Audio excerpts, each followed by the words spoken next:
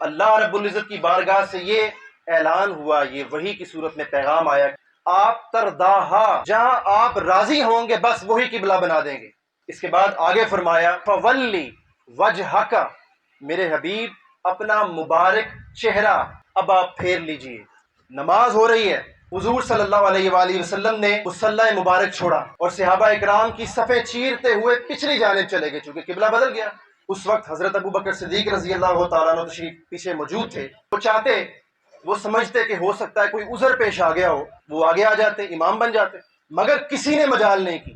سب حضور کو دیکھتے رہے، حضور صفیں چیرتے رہے، صحابہ نماز کے دوران صفوں میں اپنا رخ بدلتے رہے۔ غلامی رسول میں موت بھی قبول ہے، جو ہونا عشق مصطفیٰ تو زندگی فضول ہے۔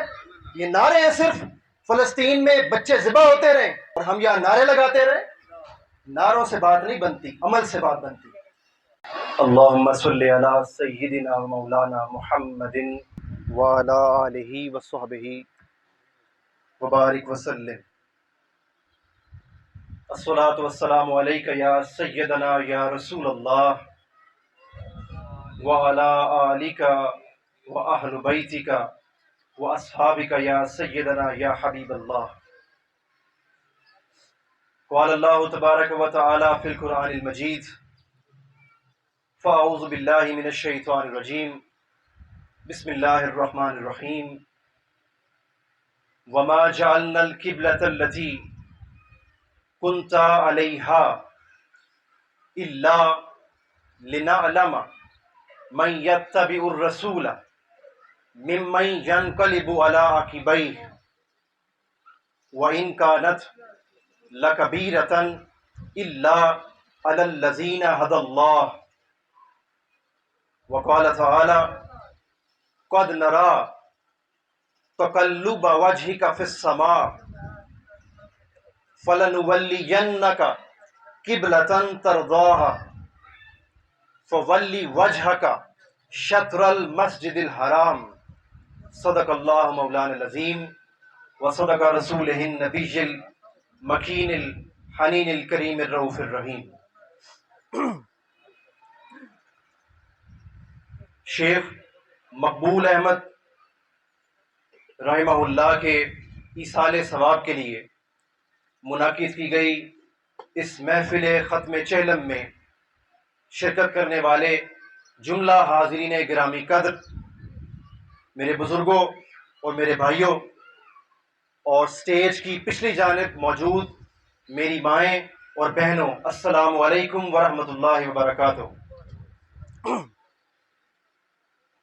اس دعا کے ساتھ یہ بندہ عاجز فقیر آج کی اس نشست میں اپنی گفتگو کا آغاز کرنا چاہے گا کہ خالق کائنات اپنے حبیب محتشم صلی اللہ علیہ وآلہ وسلم کے نالین پاک کے تصدق سے اور حضور نبی اکرم صلی اللہ علیہ وآلہ وسلم کی رحمت خصوصیہ کے صدقے سے شیخ مقبول احمد صاحب کی مغفرت فرما کر جنت الفردوس میں ان کے درجات بلند فرمائے، اور بالخصوص فلسطین میں ہمارے مظلوم مسلمان بہنیں، بھائی، شیر خوار بچے اور بزرگ جس کرب و علم میں مبتلا ہیں، اللہ جل جلالہ اپنی بارگاہ اور جناب سے ان کی مدد کے لیے خصوصی اہتمام فرمائے اور ان کے لیے خصوصی مدد کا نزول فرمائے، آمین بجاہ النبی الامین سید المرسلین۔ دوستان محترم، علم تو اس فقیر کو، بندہ ناچیز کو نہیں ہے، تاہم راشد بھائی اور منتظمین محفل نے اس فقیر کو کچھ گفتگو کرنے کا موقع دیا ہے، اللہ اور اس کے حبیب محتشم صلی اللہ علیہ وآلہ وسلم کا ذکر خیر کرنے کا موقع دیا ہے، تو اللہ رب العزت سے دعا گو ہوں کہ اللہ تعالیٰ درست انداز میں اس کا اور اس کے حبیب صلی اللہ علیہ وآلہ وسلم کا ذکر کرنے کی توفیق فرمائے۔ ابتدا میں نے جو 2 آیات کریمہ تلاوت کرنے کی سعادت حاصل کی تھی، وہ سورۃ البقرہ کی آیت نمبر 143 اور 144 ہے۔ خالق کائنات ارشاد فرماتا ہے کہ میرے حبیب سلام علیک قد بے شک نرا ہم دیکھ رہے ہیں تقلبا بلند ہونا قد نرا تقلبا وجہک فی السماء میرے حبیب آپ اس وقت نماز میں ہیں. مسجد قبلتین کا واقعہ ہے اس آیت کا شان نزول جہاں قبلہ بدل گیا تھا. آپ سب لوگوں کے علم میں ہے کہ پہلے مسلمان اور پچھلی جو الہامی کتب کے ماننے والے جو پیروکار تھے اور جو اقوام تھیں وہ بیت المقدس مسجد اقصیٰ کی جانب رخ کر کے عبادت بجا لاتے تھے. تو حضور نبی اکرم صلی اللہ علیہ وآلہ وسلم نے بھی ہجرت تک اور پھر ہجرت کے بعد 1 یا 2 سال تک مسجد اقصیٰ ہی کی جانب رخ کر کے نمازیں ادا فرمائیں. مگر معاملہ کچھ یوں تھا کہ جب آقا علیہ الصلوۃ والسلام 13 برس مکہ المکرمہ میں رہے تو آپ لوگوں میں سے جس کو جانا نصیب ہوا ہے حرم کعبہ میں، آپ جس سمت سے بھی آنا چاہیں تو کعبہ کی طرف رخ کر کے نماز ادا کر سکتے ہیں. چاروں جانب سے کعبہ کی جانب رخ کر کے آپ کی نماز ہو جاتی. تو آقا جب مکہ میں تھے 13 برس مکہ میں گزارے اعلان نبوت کے بعد 40 برس سے لے کر 53 برس تک. تو حضور علیہ الصلوۃ والسلام چونکہ مسجد اقصیٰ کی جانب رخ فرماتے بیت المقدس کی جانب، تو آقا علیہ السلام بیت اللہ یعنی خانہ کعبہ کو اس طرح اپنے سامنے کرتے کہ مسجد اقصیٰ بھی آتا سامنے، بیت المقدس بھی سامنے آ جاتا اور حرم کعبہ بیت اللہ بھی سامنے آ جاتا. تو پشت دونوں کی جانب، دونوں میں سے کسی ایک کی جانب نہ ہوتی تو معاملہ چلتا رہتا. لیکن جب حضور علیہ السلام ہجرت فرما کر مدینہ تشریف لے آئے تو اب ظاہری سی بات ہے حضور حرم کعبہ میں نہیں ہے. اب چاروں طرف سے اپنی مرضی سے کوئی سمت کا تعین نہیں کر سکتے چونکہ حرم کے اندر ہیں، مطاف میں ہیں، تو آپ کسی بھی سمت سے آ جائیں کعبہ کی طرف رخ کر لیں، ادا ہو جائے گی نماز. لیکن چونکہ مدینہ چلے گئے تو مدینہ جانے کے بعد قبلہ اول چونکہ بیت المقدس تھا، مسجد اقصیٰ یروشلم القدس، اب حضور علیہ السلام جب مسجد اقصیٰ کی طرف رخ فرماتے تو پشت خانہ کعبہ کی طرف ہوتی. اب معاملہ بدل گیا. اب آقا علیہ السلام کے قلب اطہر پر یہ بوجھ تھا جو گرا ہو رہا تھا کہ مولا اب مدینہ میں آنے کے بعد ہمارا رخ قبلہ اول کی جانب ہے جو کہ پہلا قبلہ چلا آ رہا ہے پچھلی آسمانی کتب سے جو ان کے لیے احکامات نازل ہوئے تورات میں بھی، زبور میں بھی، انجیل میں بھی. تو یا اللہ اب رخ اگر مسجد اقصیٰ کی طرف کرتے ہیں تو پشت کس کی جانب ہوتی ہے؟ خانہ کعبہ کی جانب. تو حضور علیہ السلام کی منشا نہیں تھی، اسی لیے ایک روز نماز جاری تھی. دوستان ذی وقار، یہ نماز کے اندر کا واقعہ ہے کہ اللہ کی وحی کا نزول ہو گیا. اللہ نے فرمایا بے شک میرے حبیب نرا تقلب وجہک فی السماء، ہم آپ کا چہرہ اقدس نماز کے دوران آسماں کی جانب بلند ہوتا دیکھ رہے ہیں. آپ نماز میں اپنے رب کی بارگاہ میں التجا کر رہے ہیں کہ مولا کوئی ایسا اہتمام فرما دے کہ قبلہ بدل جائے. ہم دیکھ رہے ہیں فَلَنُوَلِّيَنَّكَ قِبْلَةً تَرْضَاهَا، میرے حبیب ہم ان قریب وہ قبلہ متعین کر دیں گے کہ جس پہ آپ کا دل راضی ہو جائے گا. ترضاها، وہ کسی نے کیا خوب کہا تھا کہ کعبہ بنتا ہے اس طرف ہی ریاض جدھر کو وہ رخ موڑ دیتے ہیں. تو اللہ رب العزت کی بارگاہ سے یہ اعلان ہوا، یہ وحی کی صورت میں پیغام آیا کہ میرے حبیب آپ ترداہا، جہاں آپ راضی ہوں گے بس وہی قبلہ بنا دیں گے.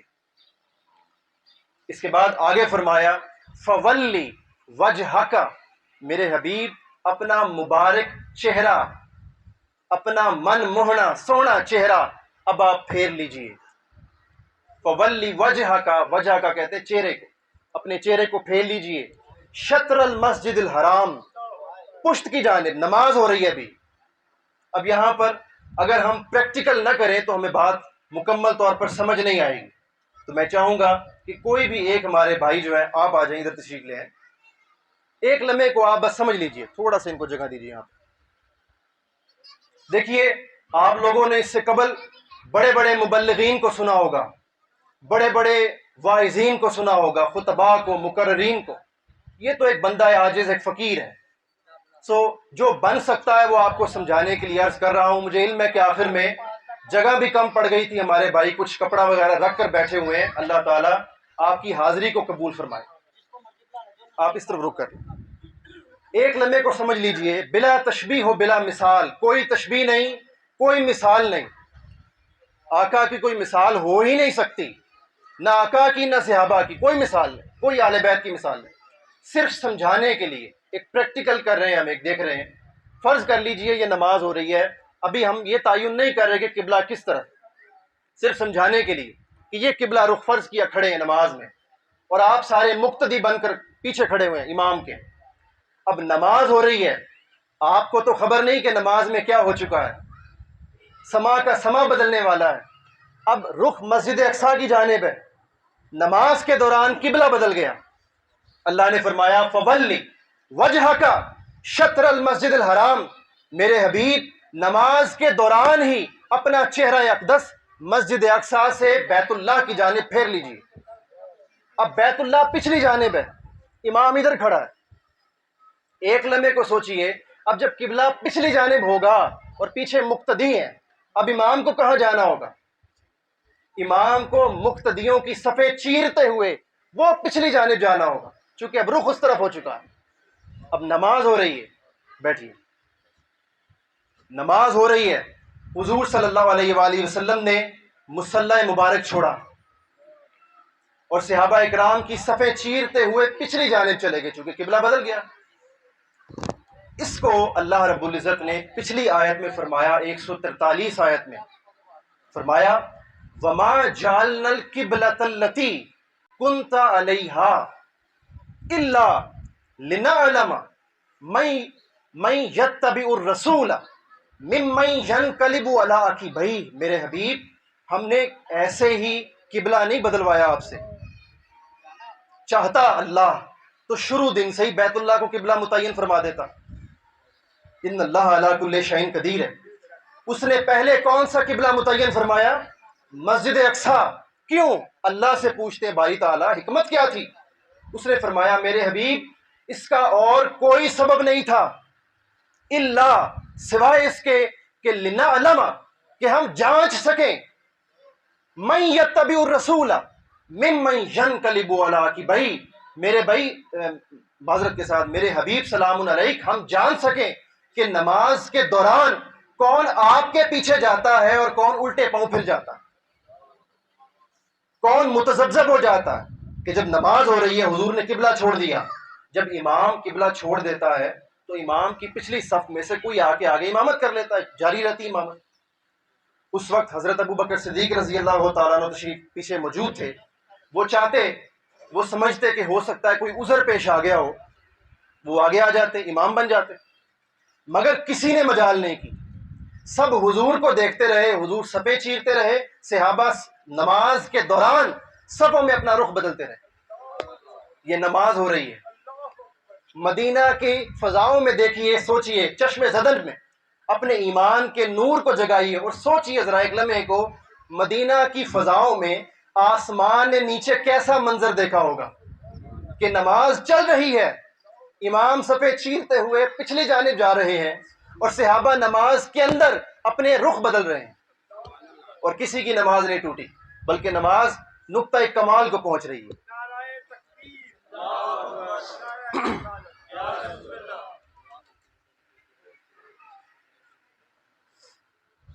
وہ مشکل ہو گئی.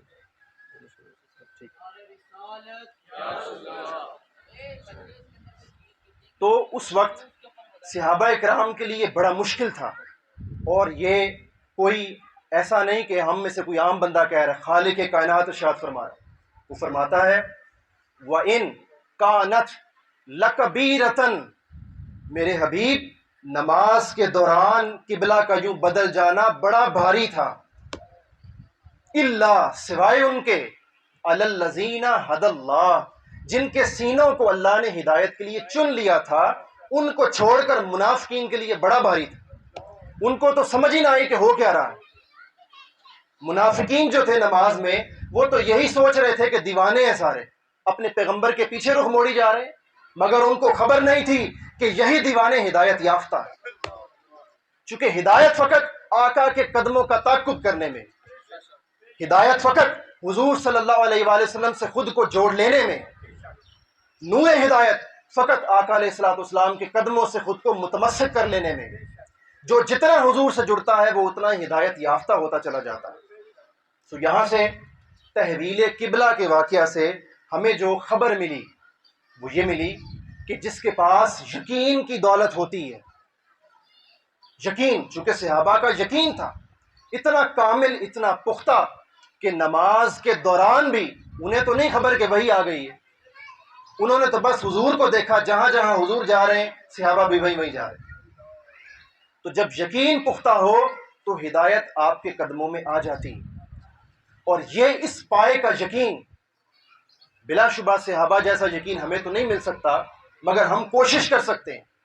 اس پائے کا یقین محبت کے بغیر کبھی ممکن نہیں۔ اگر محبت نہ ہوتی تو سوچئے یہ یقین نصیب ہوتا؟ یہ یقین صرف محبت کی بدولت ملتا ہے۔ اب یقین پر آپ کو ایک حکایت یہاں پر پیش کرتا ہوں۔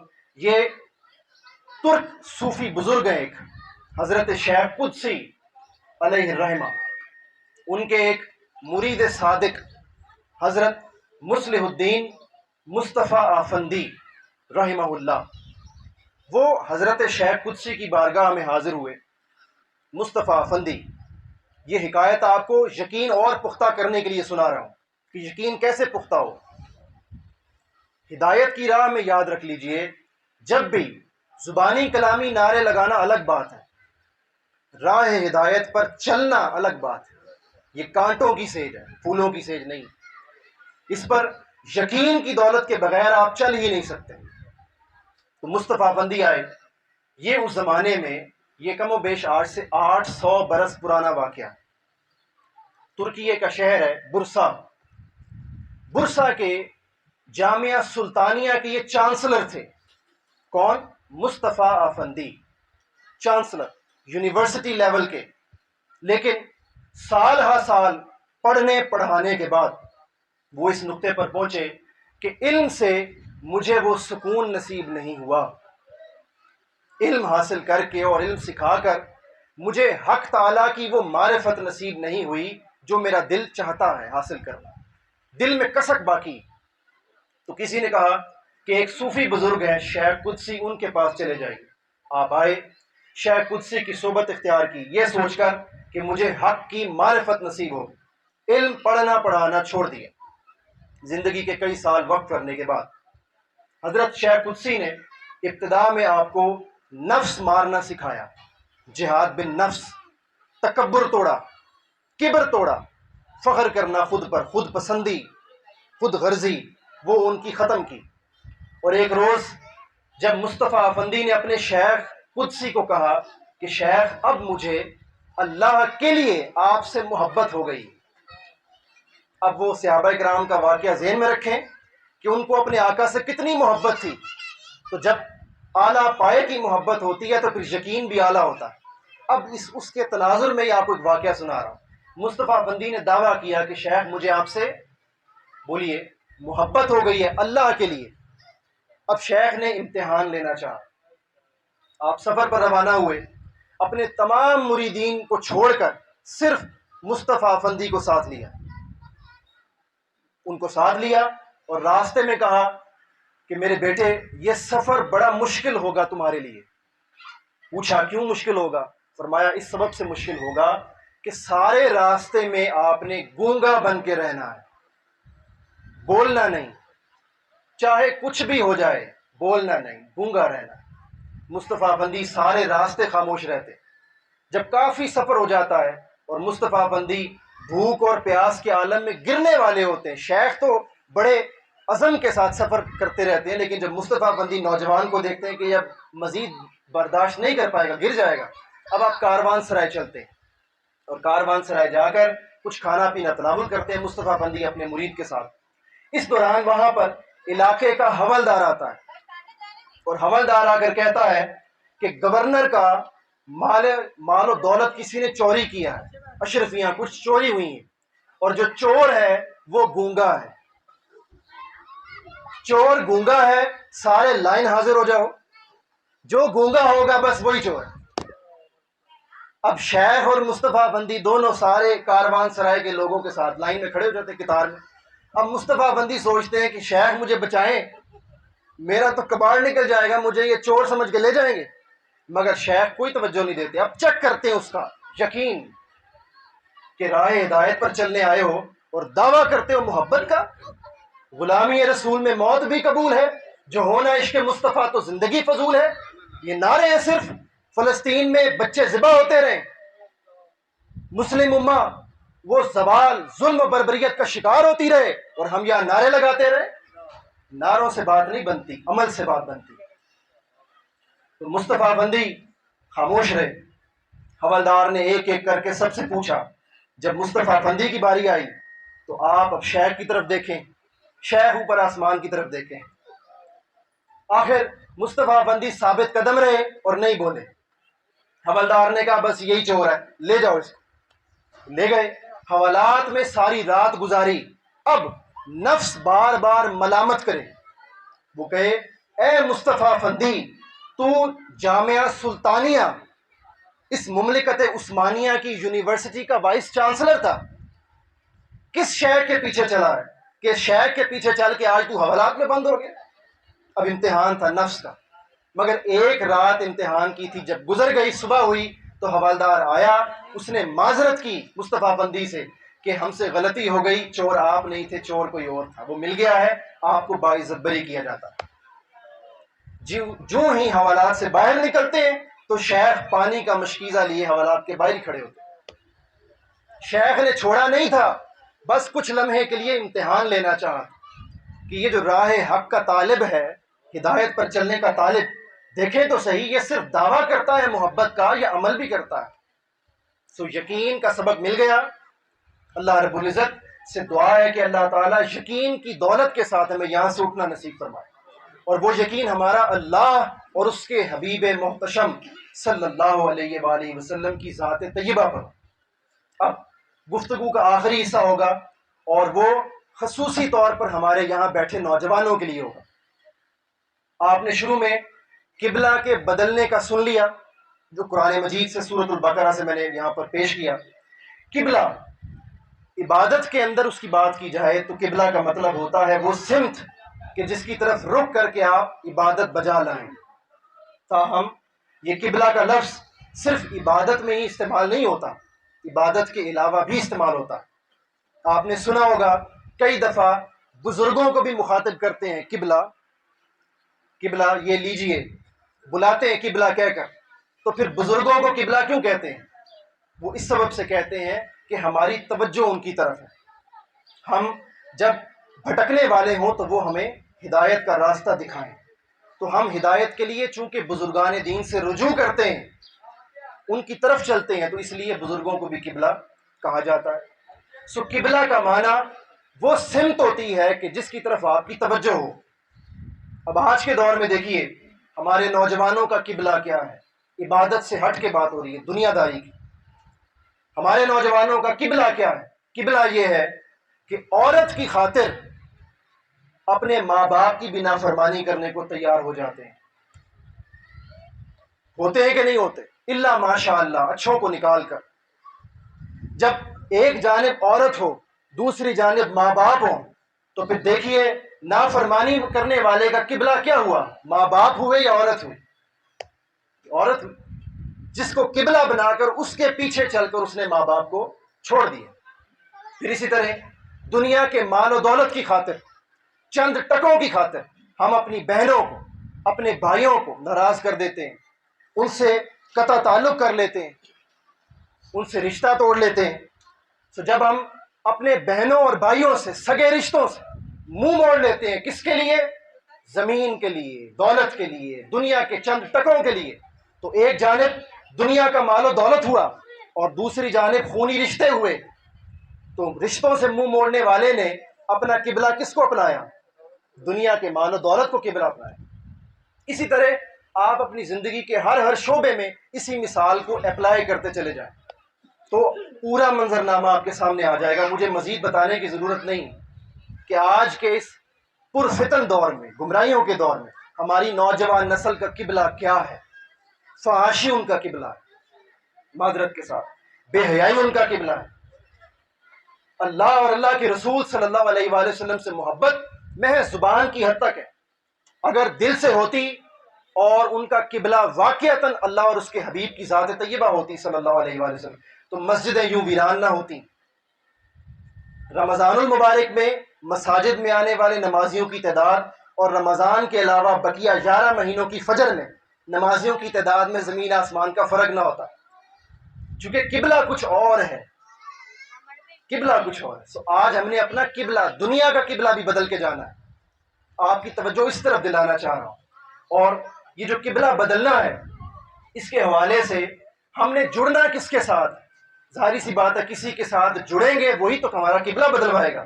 ہم نے جڑنا ہے اپنے آقا کے ساتھ صلی اللہ علیہ وسلم، اپنے رسول اللہ کے ساتھ صلی اللہ علیہ وسلم، وہ پیارے آقا کہ جنہوں نے آج کے دور میں جو حالات ہمارے سامنے ایک ایک کر کے سارے حالات کی خبر آقا علیہ السلام نے ہمیں دی۔ وقت چونکہ بہت کم ہے، میں اپنی گفتگو کو اب مزید کم کرنا چاہوں گا اور صرف وہ موٹی موٹی باتیں بتانا چاہوں گا کہ جن باتوں کا یہاں پر ذکر کرنا ضروری ہے۔ ایک حدیث مبارکہ ہے مسند احمد بن حنبل کی جلد نمبر 1 میں، اور اسی طرح امام طبرانی المعجم الکبیر کی جلد نمبر 10 میں حدیث لاتے ہیں، 10,556 امام طبرانی۔ اور پھر امام حیثمی محدث ہیں، وہ مجمع الزوائد کی جلد نمبر 7 میں 3 مقامات پر احادیث لاتے ہیں، 324، 325 اور 331۔ حوالہ دے دیا آپ کو، اب آگے چلتے ہیں۔ حضور علیہ السلام نے فرمایا کہ جب قیامت کا وقت قریب آ چکا ہوگا تو بارشیں کثرت سے ہوا کریں گی مگر فصلیں بہت کم ہوا کریں گی، عمارات، بلڈنگز بلند سے بلند تر ہوا کریں گی مگر لوگوں کی عمریں کم سے کم تر ہوا کریں گی، مال و دولت کی ہوس اور مال و دولت کی عزت لوگوں کے دلوں میں زیادہ سے زیادہ ہوا کرے گی، اور علم کی عزت لوگوں کے دلوں میں کم سے کم ہوا کرے گی۔ پھر آقا علیہ السلام نے فرمایا ناپ تول میں کمی ہوا کرے گی، پیمائش میں ناپ تول۔ تاجر حضرات وہ غور سے سنیں اور اپنے دل پر ہاتھ رکھ کر سوچیں کہ کیا آقا آج ہی کے دور کا نہیں بیان فرما رہے صلی اللہ علیہ وسلم۔ دیکھیے کہ ہمارے آقا نے ہماری ہدایت کے لیے کیا کیا باتیں ارشاد فرمائی، ہمیں کہاں تک ہمیں بچانا چاہا۔ پھر فرمایا ناپ تول میں کمی کے بعد بڑوں کی عزت نہیں ہوا کرے گی اور چھوٹوں پہ شفقت نہیں ہوا کرے گی۔ تسفک الدماء، چھوٹی چھوٹی باتوں پر قتل و غارت گری عام ہو جائے گی۔ آپ اپنے گرد و پیش میں نگاہ ڈال لیں، خود سمجھدار ہے، خود سمجھتے ہیں، چھوٹی چھوٹی باتوں پر خون ریزی ہوا کرے گی۔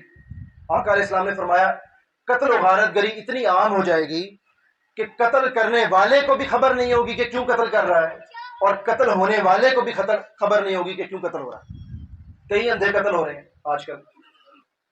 پھر حضور علیہ السلام نے فرمایا کہ ماں باپ کی عزت وہ دوستوں سے بھی کم ہو جائے گی۔ بچے اپنے دوستوں کی عزت اور ان سے اپنے راز کی باتیں شیئر کیا کریں گے، ماں باپ سے نہیں کیا کریں گے۔ پھر حضور علیہ السلام نے فرمایا مساجد وہ ایمان کے نور سے خالی ہو جائیں گے، سجایا جائے گا مساجد کو، یہ حدیث میں الفاظ ہے، سجایا جائے گا مساجد کو، مگر مساجد میں آنے والے نمازی ان کے دل ایمان کے نور سے خالی ہوں گے۔ پھر حضور علیہ السلام نے فرمایا کثرت الفاحشہ، فحاشی، بے حیائی عام ہو جائے گی، اس قدر عام ہو جائے گی کہ لوگوں کو ایک وقت آئے گا کہ خبر تک نہ ہوگی کہ ہماری اولاد حلال کی ہے کہ حرام کی، اس قدر فحاشی عام ہو جائے گی۔ پھر حضور علیہ السلام نے فرمایا خواتین، میری مائیں، بہنیں، بیٹیاں، وہ توجہ سے سنیں، حضور علیہ السلام نے فرمایا وہ سرے بازار جھپٹ لی جائیں گی بھیڑوں کی طرح، ایسا درندوں کا زمانہ ہوگا، دن درندوں کے ہو جائیں گے۔ اور آقا علیہ السلام نے فرمایا لوگ بازاروں میں چلتے پھرتے کہیں گے کہ ذرا ہٹ جاؤ یہاں سے، یہاں تو نہ کرو، ایسا دور آئے گا، فحاشی کا عروج ہوگا۔ پھر آقا علیہ السلام نے فرمایا 3 چیزیں ڈھونڈنے سے نہیں ملیں گی، بہت کم ہو جائیں گی۔ پہلی چیز حلال رزق، آپ خود دیکھ لیجئے، دعویٰ ہر کوئی کرتا ہے رزق حلال کماتے ہیں، مگر پھر عمر کے آخری حصے میں جا کے پتہ چلتا ہے کہ جہاں جہاں مسائل پیش آئے تو یہ تو حرام رزق کی وجہ سے تھا۔ تو حلال رزق ناپید ہو جائے گا، آقا نے فرمایا۔ دوسرا، علم نافع ناپید ہو جائے گا۔ علم نافع کا مطلب ہے کہ وہ علم کہ جس پر عمل بھی کیا جا سکے۔ علم ہوگا، عمل نہیں ہوگا، علم نافع ناپید ہو جائے گا۔ اور اس کے بعد تیسرا فرمایا کہ لوگوں کا ایمان پر ثابت قدم رہنا وہ ناپید ہو جائے گا۔ صبح کو مومن ہوں گے، رات کو کافر ہوں گے، کچھ رات کے مومن ہوں گے، صبح کو کافر ہوں گے۔ اتنی جلدی سے لوگوں کا ایمان بدلا کرے گا۔ جب یہ دور آ جائے گا، اور پھر آخر میں جو آقا علیہ السلام نے بات ارشاد فرمائی، اپنے دل پر ہاتھ رکھ کر سوچیے اور دیکھیے کہ کیا ہم اسی طرف نہیں چلے گئے؟ اور مغرب اور یورپ اور ہمارے میڈیا پر دکھائے جانے والے ڈراماز وہ کیا آج یہی چیزیں نہیں دکھا رہے؟ حضور علیہ السلام نے فرمایا کہ مرد مردوں سے شادیاں کریں گے اور عورتیں عورتوں سے شادیاں کریں گے۔ ایسا دور آ جائے گا، اور آج ہمیں اسی طرف لے جایا جا رہا ہے ٹرانسجینڈرز کے نام پر۔ ہم مسلمانوں کے ضمیروں کو، ہماری غیرت کو جھنجھوڑا جا رہا ہے۔ سو آج اگر ہم نے اپنے احوال کی خبر نہ لی تو وقت ہمارے ہاتھوں سے نکل جائے گا۔ نوجوان نسل پہلے ہی ہمارے دیکھتے ہی دیکھتے ہمارے ہاتھوں سے نکل چکی، وہ اپنے بزرگوں کی اس طرح قدر نہیں کرتی، عزت نہیں کرتی۔ سو ہمیں چاہیے کہ ہم یقین کی دولت کے ساتھ، اور یقین کس پر ہو؟ آقا علیہ السلام پر، ان آقا پر یقین ہو کہ جنہوں نے ہمارے سارے آج تک کے احوال بیان فرما دیے۔ تاہم یہاں پر ایک غلط فہمی کا بعض لوگ شکار ہو جاتے ہیں۔ بعض لوگ سمجھتے ہیں کہ چونکہ یہ جو قرب قیامت کی نشانیاں بیان ہوئی ہیں تو یوں لگتا ہے قیامت تو قریب آ گئی، تو کہیں پہ کسی خطے میں کوئی امام مہدی ہونے کا دعویٰ کر دیتا ہے، کہیں پہ کوئی حضرت عیسیٰ ہونے کا دعویٰ کر دیتا ہے۔ معاذ اللہ ثم معاذ اللہ، یہ سب جھوٹے دعوے ہیں، کذب ہیں۔ چونکہ آقا علیہ السلام نے فرمایا صحیح بخاری کی حدیث نمبر 7121 میں کہ قیامت اس وقت تک بپا نہیں ہوگی جب تک میری امت میں 30 کذاب نہیں آ جاتے، اور ہر جو کذاب ہوگا اس میں سے وہ جھوٹی نبوت کا دعویٰ کرے گا، اور 4 عورتیں بھی ہوں گی، حضور نے فرمایا، جو جھوٹی نبوت کا دعویٰ کریں گی۔ سو یہ سب کچھ کیوں ہوتا ہے کہ بعض لوگ ان جو قرب قیامت کی میں نے آپ کو نشانیاں بتائی ہیں ان کا ناجائز فائدہ اٹھاتے ہیں، لوگوں کو بتاتے ہیں دیکھو ایسا نہیں ہو رہا، ایسا نہیں ہو رہا۔ دیکھیے یہ سب نشانیاں چھوٹی ہیں۔ قرب قیامت کی 2 قسم کی نشانیاں، ایک وہ ہیں جو علامات کبائر ہیں، بڑی نشانیاں، یہ تو چھوٹی چھوٹی نشانیاں۔ بڑی نشانیاں کون سی ہیں؟ امام مہدی کا ظہور ہونا، حضرت عیسیٰ کا ظہور ہونا، ملعون بدبخت دجال کا آنا، یاجوج ماجوج قوم کا آنا، دابت الارض کا آنا، حتیٰ کہ سور پھونکا جانا، وہ قرب قیامت کی بڑی نشانیاں ہیں۔ اور امام ابو نعیم اپنی مسند میں ایک حدیث لاتے ہیں، اور اس کے مطابق حضور علیہ السلام اپنی امت کی یہاں بھی رہنمائی فرماتے ہیں کہ جو قرب قیامت کی بڑی نشانیاں ہوں گی وہ کسی بھی 1000ویں سلسلے میں پہلی 2 صدیوں کے بعد ظاہر ہوں گی۔ یہ امام ابو نعیم محدث حدیث لاتے ہیں، ایگزیکٹ وقت قیامت کا نہیں بتایا چونکہ وہ اللہ کی منشا نہیں، تاہم جو قرب قیامت کی بڑی نشانیاں ہیں، بڑی بڑی نشانیاں، امام مہدی، حضرت عیسیٰ اور ملعون دجال، اور اسی طرح یہ جو بڑی نشانیاں ہیں وہ حضور نے فرمایا کسی بھی 1000ویں سلسلے کے کب ظاہر ہوں گی؟ پہلے 200 سالوں کے بعد ظاہر ہوں گی۔ ابھی آپ کون سی ہجری میں ہیں؟ 1446 ہجری، 1446 ہجری ہے، تو پہلے 200 سال تو گزر چکے ہیں، گزر گئے کہ نہیں گزر گئے؟ 1200 تو گزر گئے، 1300 بھی گزر گیا، 1400 بھی گزر گیا، تو پہلی 2 صدیوں کو گزرے بھی 250 سال ہو گئے، تو بڑی نشانیاں ظاہر بولیے نہیں ہوئی۔ سو اب اس دور میں جو بھی امام مہدی ہونے کا دعویٰ کر دے یا حضرت عیسیٰ ہونے کا دعویٰ کر دے، وہ دعویٰ مبنی بر جھوٹ ہوگا، کذب ہوگا۔ قرب قیامت کی نشانیاں اگر ظاہر بھی ہوئیں، کم سے کم بڑی نشانیاں، تو وہ اگلے 1000ویں سلسلے کے پہلے 200 سالوں کے بعد ظاہر ہوں گی، یعنی 2200 ہجری کے بعد جا کر۔ یہ جو دور ہم جی رہے ہیں یہ دوسرا دور ہے قرب قیامت کی چھوٹی چھوٹی نشانیوں کا، جو ساری میں نے آپ سے بیان کی۔ اس دور میں ہمیں راہ ہدایت پر استقامت دکھانی ہے، یقین کے ساتھ، اپنے پیارے آقا صلی اللہ علیہ وآلہ وسلم کی محبت کے ساتھ۔ اللہ رب العزت سے دعا ہے کہ اللہ تعالیٰ گفتگو میں جہاں کہیں اس فقیر سے غلطی ہوئی ہو، اللہ رب العزت معافی عطا فرمائے۔ والسلام علیکم وما علینا الا البلاغ المبین۔